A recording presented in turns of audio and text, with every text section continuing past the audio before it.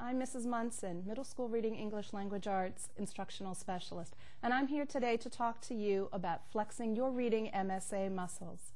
Did you ever think about the fact that preparing for a reading MSA is a lot like preparing for the Olympics? Just like athletes prepare and practice so that they can excel in their chosen sport, students just like you in grades 6, 7, and 8 utilize and practice your reading strategies and skills every day so that you can excel on MSA in school and beyond. Let's talk about MSA. Maybe you're not familiar with those three letters. MSA stands for Maryland School Assessment. It's an assessment that's given every spring to students in reading, math, and science. You'll have a variety of texts which you'll read in your assessment. Some will be informational texts, for example, biography or autobiography, or perhaps even a web page. Or you might have literature selections, for example, a short story, an excerpt from a longer work of fiction, or perhaps poetry. Once you've read your selections, you'll have questions to answer. You'll have SRs, select responses. They're just like multiple choice. And you'll have BCRs, brief constructed responses. Those are questions in which a student has to respond in a brief essay. There are lots of additional practice items from what we're going to talk about today on www.mdk12.org. Please go and check them out. Let's go ahead and take a look at some materials from this particular exercise. It's a grade 7 public release from the MDK12 website. And we're going to be using informational text today using an article titled The Fosbury Flop.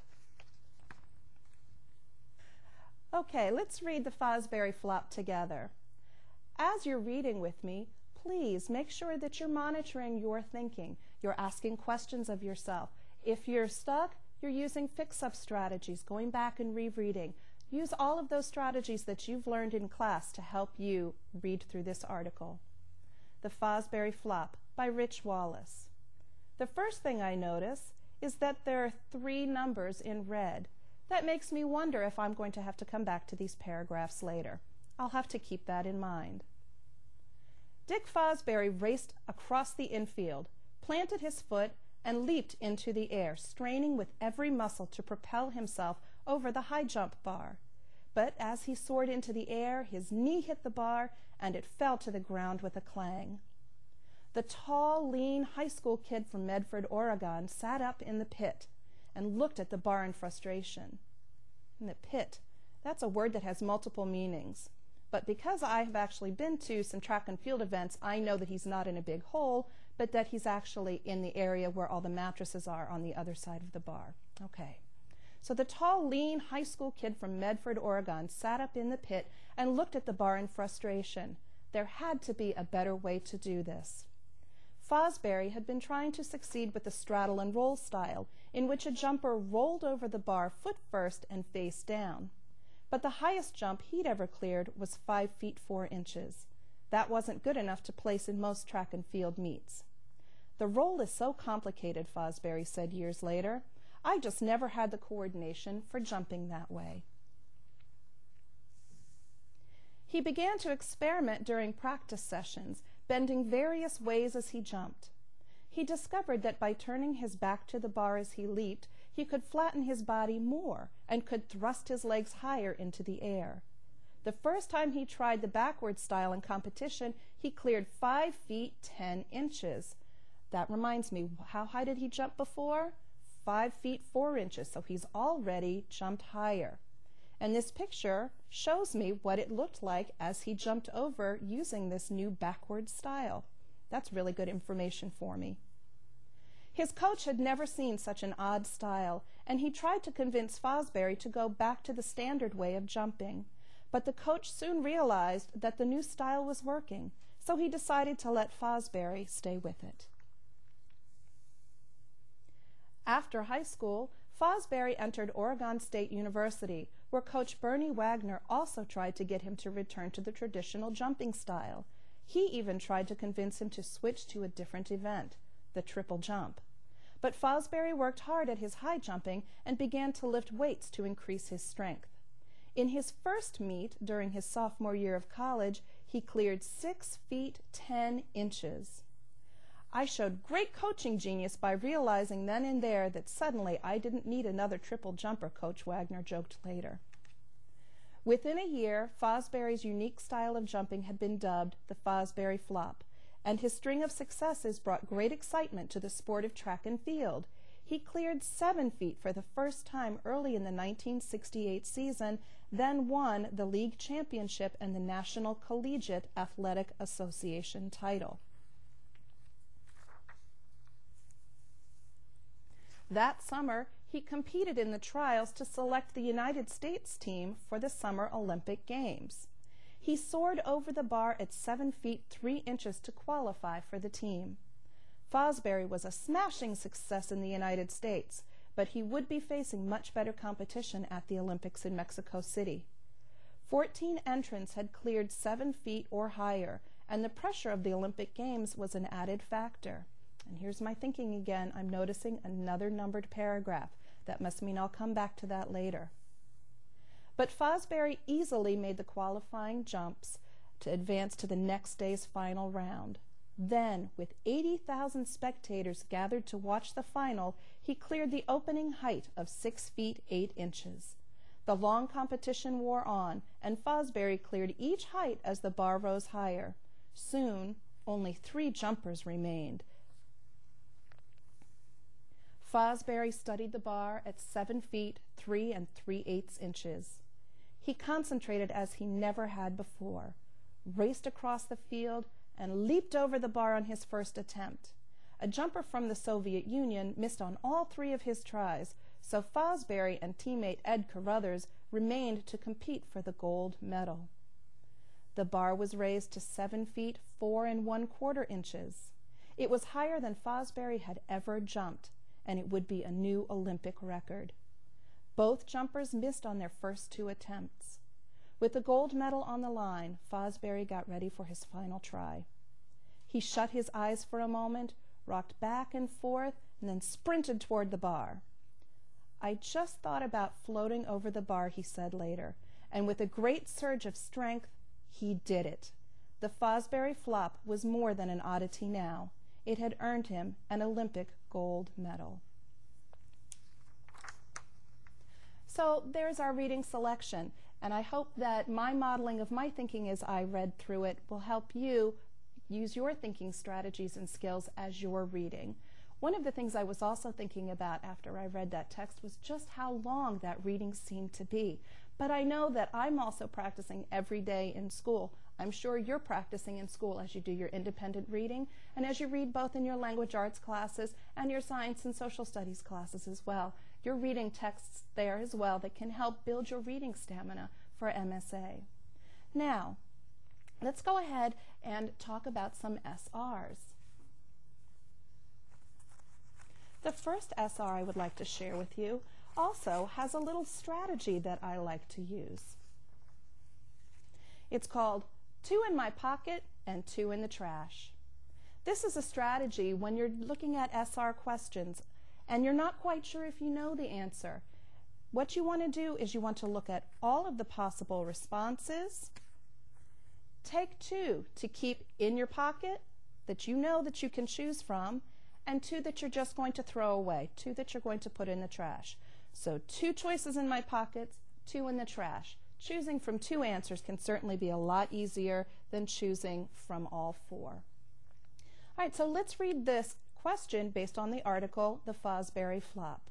This is just the way you'll see it on MSA.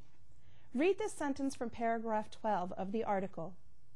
14 entrants had cleared 7 feet or higher, and the pressure of the Olympic Games was an added factor. So I was right. I noticed that paragraph numbered, and we did come back to it. If I needed to, I could go back to the text selection and reread the entire paragraph. But let's see how I can do just by using the sentence that's given. 14 entrants had cleared 7 feet or higher, and the pressure of the Olympic Games was an added factor. In this sentence, the word entrance refers to A, tall men, B, high jumpers, C, record holders, or D, young athletes. Well, you know, all of these are pretty good answers, but there can be only one right answer. So let me use my 2 in the pocket and 2 in the trash strategy. And which 2 answers do I think are least likely? Well, just because you're in the high jump doesn't mean that you have to be tall. So we'll go ahead and we'll remove A. That will be one of ours to go in the trash. High jumpers certainly make sense because we're talking about entrance in the high jump competition. So I think that's one that I'll keep for my pocket. Record holders is item C, and young athletes is item D. Again, either of these really could be the answer, but I'm thinking that young athletes is probably more likely than record holders because we're talking about participating at the Olympic Games, not necessarily folks who are already record holders. So I now have my 2 in the trash and 2 in my pocket.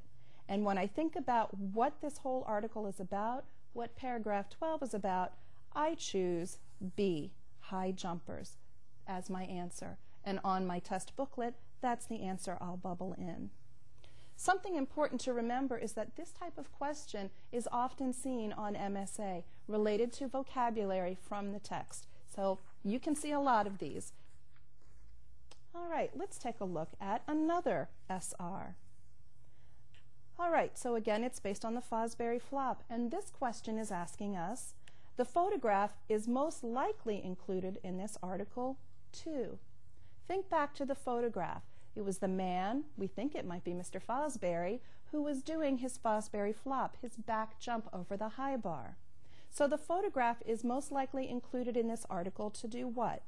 To show the height of the high jump bar, to B, illustrate the equipment used in the high jump, to C, persuade a reader that the high jump is difficult, or D, to help a reader better understand a high jump method.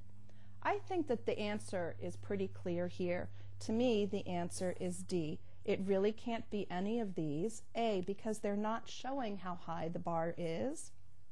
They're focusing more on the person in the picture, not the equipment, so I don't think it's B. And C, to persuade a reader that the high jump is difficult. Well, we really can't tell whether or not it's easy or it's difficult to jump. So clearly, our answer is D. And that brings me to another strategy that I'd like to share with you. We already have 2 in your pocket, 2 in the trash. Another strategy is to make sure, even if you're pretty sure the answer is the first item, that wasn't the case here, but if you think the answer is the first item that's listed, still read through all of your choices so that you can be sure that you are selecting the right answer. Let's take a look at 2 more SRs. Okay, so the purpose of paragraphs 1 through 3 of this article is to do what? Again, those numbered paragraphs are really important, so let's pull that paragraph back up, or all 3 of those paragraphs back up, and take a look at those again. Okay, talking about Dick Fosbury and what he was doing, working on the high jump, hit his knee on the bar and the bar fell down. Okay, talks about how he was frustrated, and then how Fosbury had been trying to succeed with the straddle and roll style, and it just wasn't working for him. All right, so let's then come back to our question. The purpose of paragraphs 1 through 3 of this article is to do what? So let's read through all of our choices again. Explain Fosbury's problem. Describe Fosbury's appearance. Describe where Fosbury grew up. Or is it to explain why Fosbury liked sports? This question is an example of the strategy we just shared. I was pretty sure that it was all about explaining Fosbury's problem. That's what those 3 paragraphs talk about. But I wanted to be sure that A was my right choice, so I made sure to read through all 4 choices. All right, let's take a look at our last SR for this. All right, a reader would most likely find this article in a book about, and we have 4 choices. The National Collegiate Athletic Association, the Olympic gold medal winners, athletes of the Soviet Union, or famous American coaches. Wow, this one's a little tough for me, so I'm thinking I might pull back out my 2 in my pocket and my 2 in the trash strategy. All right, It only mentioned in the article about the Soviet Union one time and just competing against them.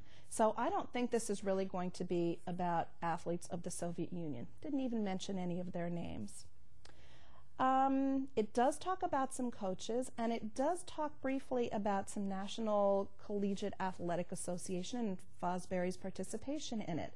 So I'm trying to figure out which of those two would be more important.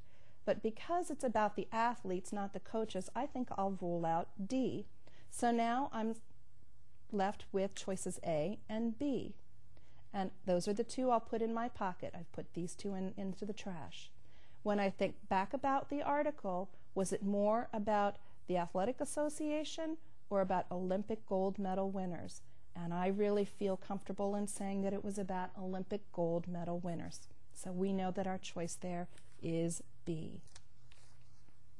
Okay, so we've answered some SRs. Let's now take a look at BCRs, those brief constructed responses. And before we actually look at our question, I'd like us to go ahead and take a look at the MSA Reading BCR rubric. You've probably seen this document on the wall in your classroom. Your teacher probably uses it on a regular basis, the 3-2-1-0 scoring rubric. Because this is hard to read, I've gone ahead and broken the document up for us. I'd really like to focus on a score of 3 because that's what we really would like for you to get. Your teachers are working hard for you to get a score of 3 on all of your BCRs. And in order to get a score of a 3, your response should demonstrate an understanding of the complexities of the text, which means that you've addressed the demands of the question that's asked in the BCR. You've answered the question, and you've effectively used text-relevant information to clarify or to extend understanding. And let's talk a little bit about what that means. That's right here below. When we talk about text-relevant, it means that the information may or may not be an exact quote of the text, but it's clearly related. So you might take a response or a piece of support text from the selection, and it might again be a direct quote, or you might be paraphrasing it, putting it into your own words. But that text-relevant support is clearly related, and it shows an analysis or interpretation of important ideas. It shows that you are extending your thoughts about the selection and about your response. Of course, students may also earn a 2, which means that the student generally demonstrates an understanding of the text. They partially address the demands of the question, and there usually is text-relevant information as well. And then, of course, a 1 or a 0. A 1 in that the response demonstrates a minimal understanding of the text, and 0 that either the question was not answered or the answer is completely missing or irrelevant. Okay? So let's go ahead then and take a look at a BCR question. Explain how the Fosbury Flop changed the sport of high jumping. In your response, use information from the article that supports your explanation. Write your answer in the box below. Okay, so let's break this question down. This is the main task for you right here. Explain how the Fosbury Flop changed the sport of high jumping. And as always, just like you do every day in school, in your response, use information from the article that supports your explanation. And you will have a box that looks pretty similar to this in your MSA booklet. You'll have about 8 lines and then a little bit of space below that. And you really want to try and fit your response in this box.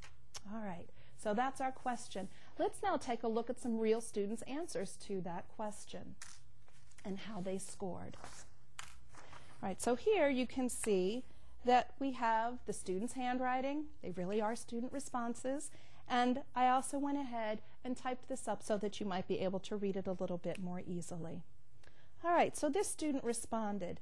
Dick Fosbury raced across the infield, planted his foot, and leaped into the air, straining with every muscle to propel himself over the high jump bar. Well, you know, as I look at this student's response, this student does have an answer, and it's important to always try and answer every question that's asked, every SR and every BCR. However, what this student did is simply quoted from the first paragraph. And this answer doesn't address the question at all.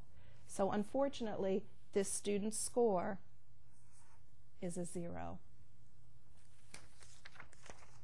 Let's take a look at another selection, another student's work. All right, here we go again. You can see the student's original response and then the retyped response for you. This student wrote, "The Fosbury Flop changed the sport of high jumping because using that technique, Fosbury won a gold medal at the Olympics. For example, in the text, it states that the Fosbury Flop was more than an oddity. It won an Olympic gold medal. This is how the Fosbury Flop changed the sport of high jumping." Okay, this student did indeed address the question, talking about changing the sport, using the technique, and does give an example. However, there's only minimal information, and the student, while including this quote about the flop being an oddity, doesn't really connect it to the actual question, doesn't really connect how this oddity changed the sport. So this score is 1. Okay, as you're looking at your own work in school and you're looking at the BCR scores that you've received, perhaps you can go back, and if the score wasn't as high as you'd like, you can think about how you could have answered that question differently. What might you change? What might you have added in order to make your score higher? Well, let's go ahead and let's take a look at another student response. All right. This student wrote, "The Fosbury Flop changed the sport of high jumping by bringing great excitement to this sport. It had caught the excitement of many people. The Fosbury Flop made this sport more enjoyable and popular. By using this method, Fosbury won the gold medal and set the Olympic record. The Fosbury Flop is more than just an oddity. It brought change to the new sport." All right, so this student, just like the last student, did include that comment about the oddity, but did make some connections by talking about how this new jump brought great excitement and made it more enjoyable and popular. So we can see that the student is using text-relevant information to support their ideas that Fosbury winning the gold medal and setting the Olympic record using this new technique wasn't just an oddity, it brought change. And so this student, because the connections are stronger, scored a 2. All right, now let's take a look at just 2 more student responses and see how they did. Okay, the writing's really tiny here, so it was definitely important that I make this larger for you. This student wrote, "The Fosbury Flop changed the sport of high jumping by how it was done. Before Dick Fosbury came along, everyone had jumped the same standardized way. For example, the text states his coach tried to convince Fosbury to go back to the standard way of jumping. Coach Wagner also tried to get him to return to the traditional jumping style. Both of these coaches had never seen such an odd way of jumping, where someone turned their back to the bar as they leaped. However, Fosbury performed best this way and won an Olympic gold medal. He changed the sport by showing that everyone is unique and does their best in different ways."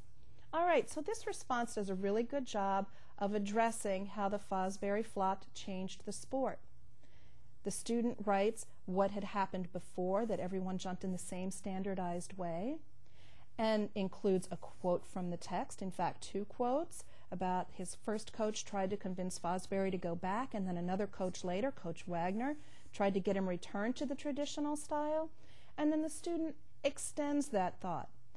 Both of these coaches had never seen such an odd way of jumping.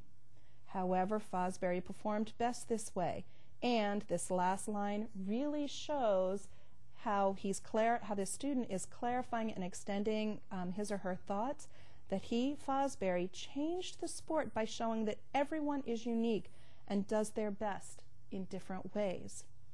All of those things combine to give this student's response a score of 3. All right, let's take a look at one last BCR response. Okay, this student wrote, the Fosbury Flop was a technique of high jumping that Dick Fosbury developed. The Fosbury Flop changed the sport of high jumping because the technique seemed unorderly and trivial at first, and people did not expect it to work. However, Dick Fosbury proved everyone wrong. His new technique was able to earn him an Olympic gold medal. It changed high jumping because it added an option of jumping that worked better than some of the other techniques. Therefore, the Fosbury Flop changed the sport of high jumping. All right, just like our last response, this student has gone through and has included some really good text support, even though they're not direct quotes. Okay, so we see that, for example, where we saw that the coaches wanted him to go back, this student paraphrased, people did not expect the flop to work. The new technique again earned him the Olympic gold medal. So these two comments together showing us how the Fosbury Flop changed high jumping. Okay? The student also really provides extra clarification by sharing that information with us. Okay? This response, because of all of the information that's here, talking about how it did adjust or change the sport of high jumping, the text support that's included, the extension that's included, this response also earned a rubric score of 3. I hope that by looking at those BCR responses that you now have a better idea of how you can write your BCR responses so that you can achieve this highest score possible. Your teachers and all of us would really love for you to earn a 3 on those. And again, www.mdk12 is where you can go to find this particular practice exercise and lots of others so that you can practice on SRs and BCRs on your own. Okay. Now that we've talked about some specific things about MSA, I'd like to talk to you about some general tips that can help you succeed and do your best on MSA. Some general tips are to make sure that you get all the rest that you need. When you come to school tired, you're not going to do your best on MSA reading or any day. To eat a good breakfast so that you have energy to get through that testing period. To do your best to arrive at school on time so that you can start on time and not feel rushed. And in school, between now and the time when we take MSA and beyond, continue to use and practice those MSA strategies and skills that can help you as you read and respond. Remember, doing well on MSA isn't about luck. It's about using the strategies and skills that you've been developing in school. Remember, you're just like an athlete. You're a scholar flexing and practicing so that you can do your best on MSA. Thanks so much for watching.